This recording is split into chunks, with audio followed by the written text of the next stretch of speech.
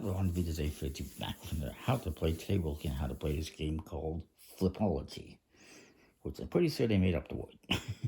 It's by Cheeky Parrot Games in Australia, so it's not harder to find.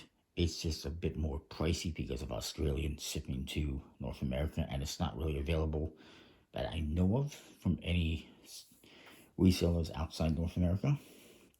Came out in 2018, I think it was. 2019, still available. I mean, I just got this 2 months ago. And it's a nice little card game for 2 to 8 players, ages 6 and up. And 10 or 30 minutes, depending on the game you're playing. There's 2 different versions. There's Nature, and there's another one. It's all about flipping cards.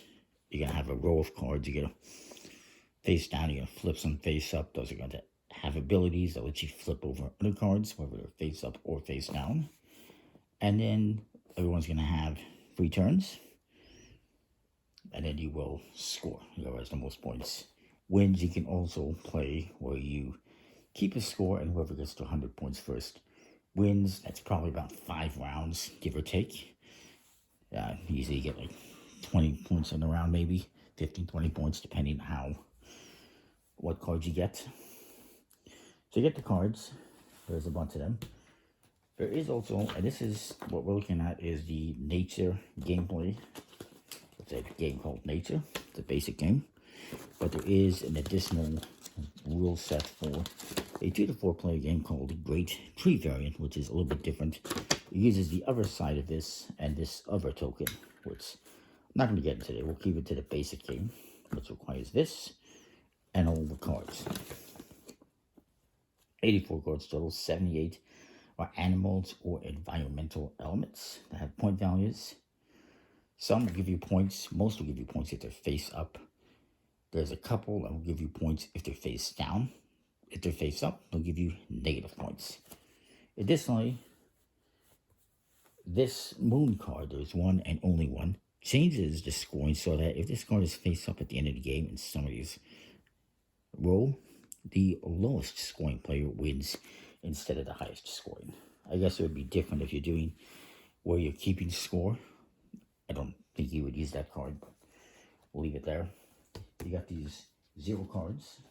These are the clearing cards, and there's 6 of them. And basically, if somebody is forced to discard a card from their row of 7 cards, you replace it with this, and they're going to have a permanent 0.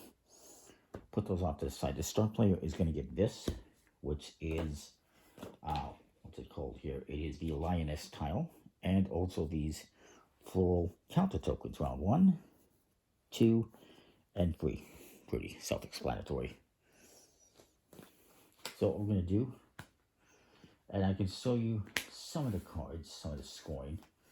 For instance, this one, this little monkey guy flips 2 cards that are directly adjacent. So if it's here, we flip this one and this one. If it's face up, it's going to go face down. Like if I had this one face up here, it's going to get flipped face down. If I had this one, say I had this here. I flip this one face up. It says flip 2 cards directly adjacent to me. So this one would go down, this one would go up. And then you would do this one, flip 1 card 2 spaces away. So it could be that, or it could be, I could flip this one back up. Flip 1 card adjacent to me. Kind of get the gist of the game by looking at that. So these ones here, the sloths and the koalas, are some of the main ones, the more interesting ones. You will get positive points if these are face down at the end of the game, but negative points if they are face up. So they want to sleep. I want you to leave them alone. Look at a few more cards. This is the rain. There's 3 different elemental cards. This is the rain. Flip 1 card in each row, so everyone's row. This one, swap them with any other card in play, face up or face down.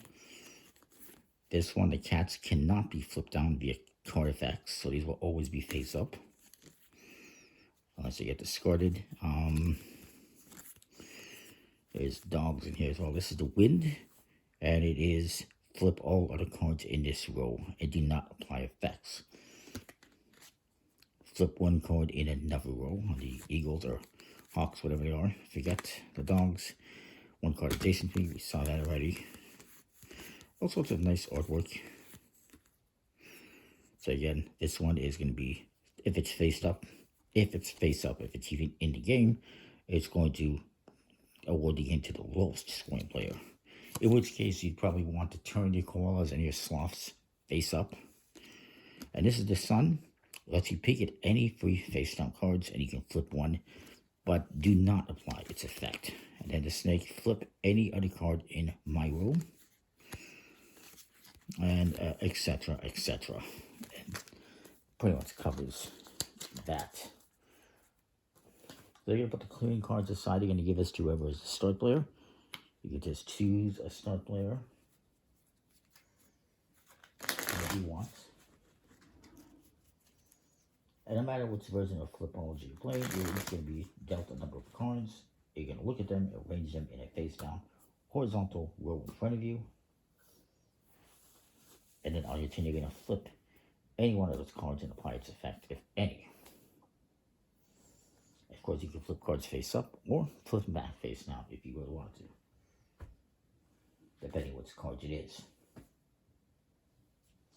So for this basic game, nature, each player is going to get 9 cards.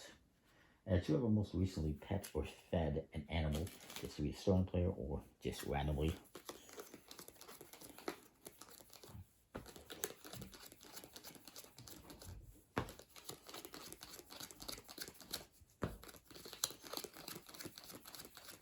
Each player is going to get 9 cards, the rest can go aside.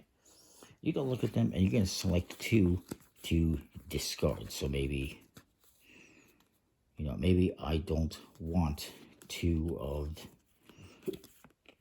no, I only got 1 sloth. Maybe I don't want this one or this one. I'll just say I'll discard those. The turtle, by the way, some of the cards like this turtle, they're just worth points. They don't have any actions. And the cheeky parrot, which is this one, mimics the effect of any face up card. So if this one's face up, I can copy that and flip any other card in that row. So everyone's going to do that. Discard down to 7 cards. You just pick and choose 2 cards and discard them. But then you're going to look at them and you're going to put them into an order face down, however you want. I'm just going to lay down face down like so. And everyone else is going to do the same thing. Hopefully, you'll be able to see everything. As I try not to go off camera. Okay, it should be okay. More or less. Just bear with me.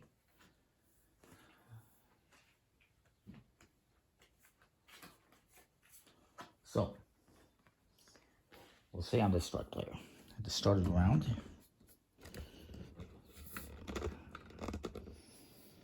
and there's one more card too I forgot to mention actually, if I can find it, which is the wolf. Well, that's not in there. This one, by the way, worth 8 points. No abilities. The wolf is going to be in somebody's hand, it looks like, or it was removed. Oh, there it is. Discard any card in play and replace with a clearing card. So this card, kind of a take that card. If you flip this over, you get to replace a card with a 0 in somebody's pile. So we won't get to see that one, unfortunately.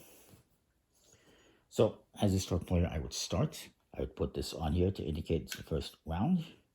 I'm going to flip over a card. I flip this one over. It says flip any other card in my row. So I'm going to do that. Maybe I flip this one. I cannot be flipped down via card effects. So the next person's going to go. And they flip over a card. It says flip 1 card adjacent to me. So maybe they flip this one.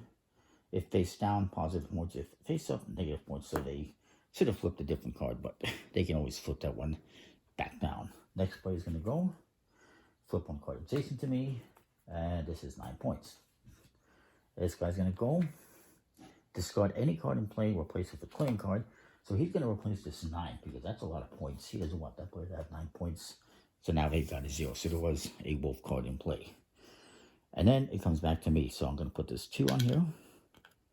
To indicate it's the second round. I flip a card. Oh, I can mimic the active effect of any face-up card. So maybe I say, you know what?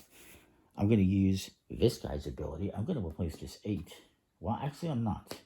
I'll replace this 6 with a 0 because the 8 currently is a negative card. So he can keep that. So this player's going to go. He's a little bit miffed. He got a cheeky pair too. He's going to get some revenge on me. And he's going to get rid of my 6. Because he can mimic the same ability. So this guy goes, he flips over a card. It's just 8 points. So he's laughing at that guy. You got rid of my 9. I still got an 8. This guy flips over a card. Flip any one card 2 spaces from me. So he flips this one. Now, this is an interesting one. It says you'll flip any card adjacent to me. When it comes to a card that is in the corner, adjacency means this one or this one. So he can flip over my card if he wants. And he decides to do that. This is all one big row. If you're doing 3 players, I guess you make a triangle, basically. So this one says swap me with any other card in play, face up or face down. Interesting.